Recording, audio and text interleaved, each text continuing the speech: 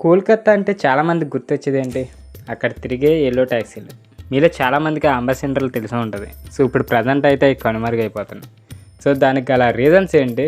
ఈ కొన్ని రీజన్స్ అయితే ఉన్నాయి. అవేంటో ఈరోజు వీడియో అయితే తెలుసుకుందాం. సో వీడియోని ఎవరైతే కొత్తవారు చూస్తున్నారో interesting facts and movie stories అని వీటి గురించి వగేరా ఇంకా అన్నిటి గురించి అయితే మన ఛానల్ సబ్స్క్రైబ్ అయితే చేసుకోండి. సో మంచి ఇన్ఫర్మేటివ్ టాపిక్స్ అయితే ఉంటాయి. సో తప్పకుండా ఛానల్ సబ్స్క్రైబ్ చేసుకొని వీడియోని లైక్ చేయండి. ఇక టాపిక్లోకి వెళ్ళిపోదాం.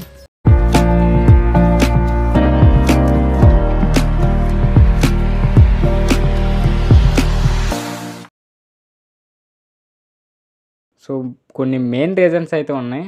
అవి ఏంటంటే వాటి ఏజ్ అయితే అయిపోయింది, లైఫ్ టైం. ఇవి 2008లో కాలకట్ట హైకోర్టు నిర్ణయం ప్రకారం 15 సంవత్సరాలకు పైబడి అది అక్కడ వాణిజ్య వాహనాలు నడపడానికి అయితే అనుమతించారు అప్పట్లో.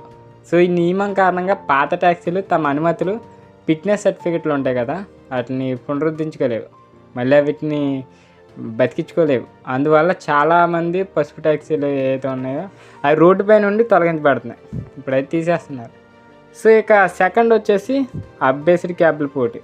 అంటే ఇప్పుడు టెక్నాలజీ వచ్చేసింది కదా, దీంట్లో ఓలా, ఊబర్ వంటి ఆధునిక క్యాబ్ సేవలు అయితే రావడంతో ఇక యెల్లో ట్యాక్సీల డిమాండ్ అయితే బాగా తగ్గిపోయింది.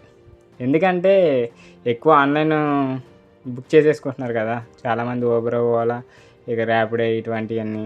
సో వీటితో పసుపు ట్యాక్సీలన్నీ డిమాండ్ తగ్గిపోయి సర్వీసులు ధరలు ఏంటి, జీపీఎస్ ట్రాకింగ్ ఏంటి, ఎయిర్ కండిషన్ వంటి సౌకర్యాలు ఉన్నా అందించేస్తున్నారు వాళ్ళు అయితే. ఇది ప్రయాణికులకి ఎక్కువ అట్రాక్టివ్గా అయితే ఉంది. సో దీనివల్ల కొంచెం ఇక థర్డ్ పాయింట్ వచ్చేసి ఆర్థిక సమస్యలు.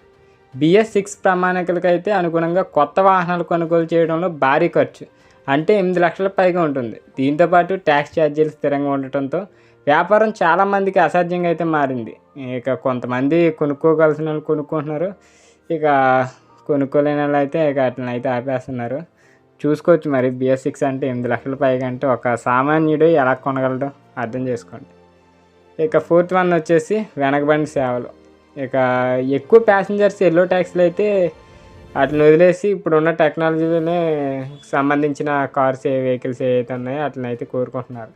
ఎక్కువ ఛార్జీలు వాదనలు, ఎయిర్ కండిషనింగ్ వంటి సౌకర్యం లేకపోవడం వంటి సమస్యలు ట్యాక్సీలను అయితే ఆకర్షణగా అయితే తగ్గించేసి మొత్తం. అంటే దాంట్లో ఎక్కువ ఫీచర్స్ ఉండవు కదా కార్లో, ఎయిర్ కండిషన్ అని, సౌండ్ సిస్టమ్ అని, వగేరా మంచి అలాగా. ఇంకా ఫిఫ్త్ వచ్చేసి వీటిని ఏమంటారో తెలీదు, వీటి మూల్యం అయితే చాలా తగ్గిపోయింది. 1962లో అయితే ప్రారంభమైన ఈ యెల్లో ట్యాక్సీలు కోల్కతా సంస్కృతి సాంకేతికంగా అయితే నిలిచాయి. అయితే కాలక్రమేణా ఈ నూతన విధానాలు వాటి ప్రాధాన్యతను అయితే తగ్గించేసి ఇక ఫలితంగా 2024 నాటికి 7,000 యెల్లో ట్యాక్సీలు అయితే 64% ట్యాక్సీలు అయితే తీసేస్తున్నారు.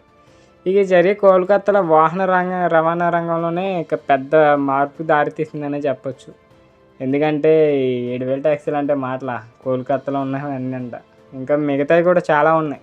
సో అవన్నీ ఇక ఆపేస్తున్నారు. లైఫ్ టైం అయిపోవడం, మళ్ళీ ఇప్పుడున్న టెక్నాలజీకి అనుగుణంగా సేవలు అందించే వెహికల్స్ వాడటం వంటివి జరుగుతున్నాయి. సో దీనివల్ల ఈ 5 రీజన్స్ వల్ల ఇవైతే తగ్గించేశారు. సో ఇంకా మెయిన్గా చెప్పాలంటే మీకు కరెక్ట్గా ఇప్పుడు ఏవైతే రంగంలో ఉన్నాయో ప్రజెంట్ అయితే అందుబాటులో ఉన్న టెక్నాలజీలనే యూజ్ చేస్తారు కదా చాలామంది. సో అందువల్లే ఇవైతే ఆగిపోయినాయి. సో ఈ వీడియోని ఎక్కడితే ఎండ్ చేస్తున్నా. వీడియో నచ్చినట్లయితే తప్పకుండా లైక్ చేయండి. ఇలాంటి ఇంట్రెస్టింగ్ స్టోరీస్ అండ్ ఫ్యాక్ట్స్ కోసం మన ఛానల్ తప్పకుండా సబ్స్క్రైబ్ అయితే చేసుకోండి.